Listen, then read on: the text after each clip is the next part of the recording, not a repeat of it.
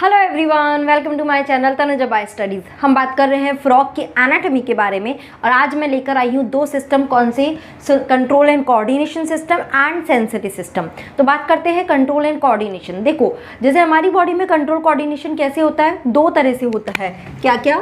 Neural and hormonal.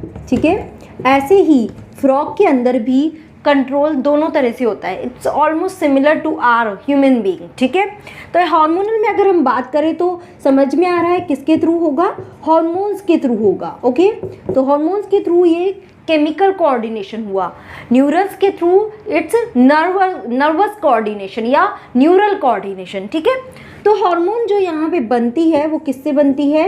Endocrine gland से hormones secrets होते हैं, that we know very well. ठीक है, तो फ्रॉग में भी यही सिस्टम चलता है।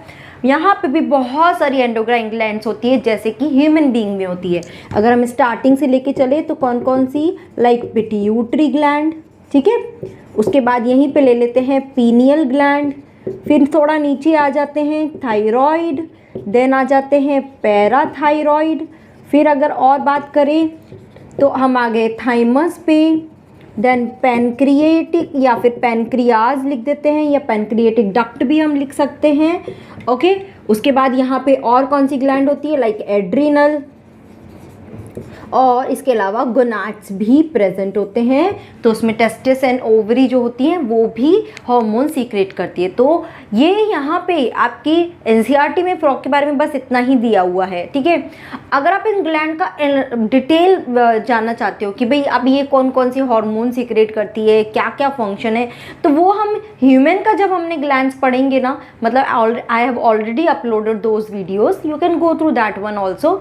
वहाँ पे हम उसकी डिटेल बात करेंगे। ठीक है, यहाँ पे सिर्फ हम उसके नाम की ही बात कर रहे हैं, कौन कौन सी ग्लैंड्स होती हैं। बात करते हैं न्यूरल की, तो यहाँ पे भी ह्यूमन बीइंग की तरह ही अलग अलग तरह का नर्वस सिस्टम होता है। तीन तरह का यहाँ पे नर्वस सिस्टम बात करते हैं: central nervous system, peripheral nervous system, autonomic nervous system. ठीक है, सेंट्रल नर्वस सिस्टम में क्या क्या इंक्लूड होता है? ब्रेन इंक्लूड होता है और स्पाइनल कॉर्ड इंक्लूड होता है।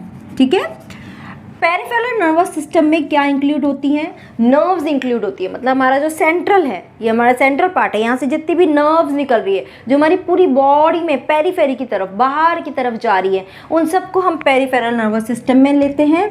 तो यहाँ पे दो नर्व्स निकलती हैं, क्रेनियल नर्व्स एंड दूसरी क्या होती है? Spinal nerves. ठीक है, cranial nerves and spinal nerves. Okay, autonomic में भी दो तरह का होता है, एक होता है सिंपैथेटिक नर्व्स एंड दूसरी होती है पैरासिम्पैथेटिक नर्व। ओके, मतलब क्या? ये तो ऑटोनॉमिक है, मतलब कि इसमें हमारा कंट्रोल नहीं है, ये खुद से ही कंट्रोल होता है। जैसे कि हम ह्यूमन बीइंग में भी एग्जांपल लेते हैं कि कोई अचानक से हमें कोई झटका लगा, या हमने कोई एक्सीडेंट देखा, या हॉरर, या सडन कुछ भी हुआ, तो ऑटोनॉमिक नर्वस सिस्टम वर्क करता है। उसमें हमारी सडनली हार्ट बीट तेज़ हो जाती है, इट्स बिकॉज ऑफ सिंपैथेटिक। वो क्या करता है? हार्ट बीट को बढ़ाने का काम करेगा, स्वेटिंग होगा, हमारी आई लैशेज ऐसे ब्रॉड हो जाती है। पैरासिम्पैथेटिक उसको वापस सेटल डाउन करेगा। तो यहाँ पे भी फ्रॉग में भी ये दोनों यही काम कर रहे हैं। ठीक है ना, यहाँ तक तो थोड़ा सा डिटेल देख लेते हैं इस ब्रेन के बारे में। ठीक है, उससे पहले ध्यान रखना, ब्रेन से जो नर्व्स निकलती है उसको हम बोलते हैं क्रेनियल नर्व्स, स्पाइनल कॉर्ड से जो नर्व निकलती है उसको बोलते हैं स्पाइनल नर्व। अब ह्यूमन से यहाँ पे एक ही डिफरेंस है, यहाँ पे क्रेनियल नर्व्स 10 होती है। कितनी होती है? 10 होती है, जबकि ह्यूमन बीइंग में ये 12 पेयर ऑफ क्रेनियल नर्व्स होती है, यहाँ पे सिर्फ 10 पेयर है। ठीक है, ये चीज़ ध्यान रखना। बात करते हैं ब्रेन के बारे में। अगर हम बात करें तो बाहर से एक बॉक्स के अंदर ये इनक्लोज रहता है, लाइक ह्यूमन बीइंग, ऐसा ही फ्रॉग में होता है, जिसको हम क्या बोलते हैं?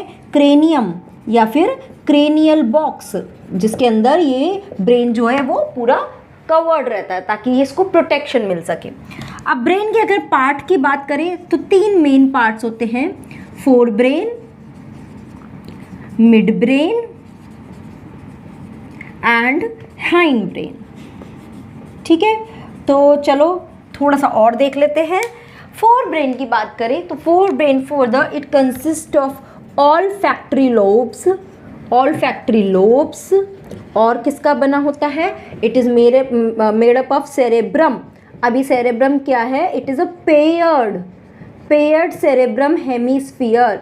मतलब क्या कि सेरेब्रम जो होता है ना, ये जो मेन पार्ट होता है सेरेब्रम, ये 2 लोब्स का बना है, 2 हेमीस्फीयर है, मतलब हाफ इधर हाफ इधर, वो दोनों पेयर्ड है, ठीक है। और किसका है, अनपेयर्ड डायएन्सिफिलॉन, ठीक है। तो आपको क्वेश्चन अब कैसे बन सकता है, that fore brain of frog is consist of, और है ना, आपको कहाँ उलझा सकते हैं, इस पेयर्ड और अनपेयर्ड पे उलझा सकते हैं। तो ये याद रखना, पेयर्ड तो सेरेब्रम होता है, अनपेयर्ड डायएन्सिफिलॉन रहता है, और इसमें ऑल्फैक्टरी लोब्स भी होते हैं, तो ये याद रखना है, यहीं पे ही आपको उलझा सकते हैं, ठीक है ना। मिड ब्रेन की बात करते हैं, इसमें सिर्फ क्या होता है, ऑप्टिक नर्व्स, जो नर्व्स कहाँ जाती है, विजन के लिए रहती है, आइज के लिए, ओके। उसके बाद आ जाते हैं हाइंड ब्रेन पे। नाउ हाइंड ब्रेन में क्या होता है, 2 चीज़ें होती है, one is the medulla oblongata and another is what, that is the cerebellum। Clear है, ठीक है ना। तो एक और चीज़ ध्यान रखना, अब ये पूरा ब्रेन है, ये हमारा मतलब पूरा ब्रेन हुआ, ब्रेन से ये जो है लास्ट में hind brain, this is the last part of brain, यहाँ से ये कहाँ कंटिन्यू करता है, फोरामन मैग्नम, ठीक है, जैसे ही ह्यूमन का होता है, फिर ये किसको अटैच कंटिन्यू हो जाता है, स्पाइनल कॉर्ड को, ठीक है, फिर स्पाइनल कॉर्ड। तो मतलब आप एक तरह से बोल सकते हो कि ब्रेन और स्पाइनल कॉर्ड के बीच में क्या है, ये फोरामन मैग्नम, यहाँ से सारी नर्व्स कलेक्ट होके फोरामन मैग्नम के थ्रू स्पाइनल कॉर्ड को अटैच होती है, मतलब उसमें मर्ज हो जाती है। एंड ये स्पाइनल कॉर्ड किसके अंदर इंक्लोज रहता है, वर्टिब्रल कॉलम के अंदर इंक्लोज होता है। समझ में आ रही है ना बात, किसके अंदर इंक्लोज होता है, वर्टिब्रल कॉलम के अंदर इंक्लोज होता है। क्लियर है। सो ये तो हमने बात कर ली कंट्रोल एंड कोऑर्डिनेशन, जिसमें न्यूरल सिस्टम और हार्मोनल सिस्टम की बात कर ली। अब बात करते हैं सेंसरी सिस्टम के लिए यहाँ पे क्या क्या सेंसेस प्रेजेंट होते हैं। सेंस सिस्टम में सिर्फ हम मेनली सेंसेस देखेंगे। देखो जैसे हमारे बहुत सारे सेंसेस होते हैं, मेन तो 5 सेंस की हम बात करते हैं, तो वहाँ पे भी यहाँ पे भी वही 5 सेंस की बात की हुई है। First is touch. तो टच के लिए यहाँ पे क्या होते हैं, सेंसरी पैपिले होते हैं जो क्या करते हैं, वो जैसे अब टच है ऑब्वियसली तो सेंसरी पैपिलेज प्रेजेंट है इसकी बॉडी पे, उसके थ्रू उसको सेंस पता चलता है। टेस्ट के लिए इसके टंग पे टेस्ट बर्ड्स प्रेजेंट होती है। स्मेल के लिए नेजल एपिथेलियम, नोज में नेजल एपिथेलियम जो है वो स्मेल के लिए रिस्पॉन्सिबल है। विजन के लिए आई है। Hearing as well as balance करने के लिए यहाँ पे टिम्पेनम है विद इंटरनल ईयर। देखो विद इंटरनल ईयर क्यों बोल रहे हैं, क्योंकि ह्यूमन बीइंग की बात करेंगे तो यहाँ पे हमारा क्या है, एक्सटर्नल ईयर होता है, मिडिल ईयर होता है, इंटरनल ईयर होता है, बट इनके में क्या है, सिर्फ इंटरनल ईयर ही है। डायरेक्ट ही टिम्पेनम प्रेजेंट होता है, बाहर ऐसा कोई ईयर का स्ट्रक्चर प्रेजेंट नहीं होता, ठीक है। और आईज यहाँ पे कैसी, एकदम सिंपल आईज होती हैं, 1 पेयर ऑफ सिंपल आईज एक ऑर्बिट में प्रेजेंट होती है, बल्ज आउट होती है, जिसके ऊपर निक्टेटेटिंग मेम्ब्रेन की कवरिंग होती है ताकि वो पानी में उसको प्रोटेक्ट कर सके, ठीक है ना। तो ये 5 इसके सेंस हुए और उसके ऑर्गन, ठीक है। So this is all about these 2 system. In next video we will talk about the excretory and reproductive system of frog, ठीक है।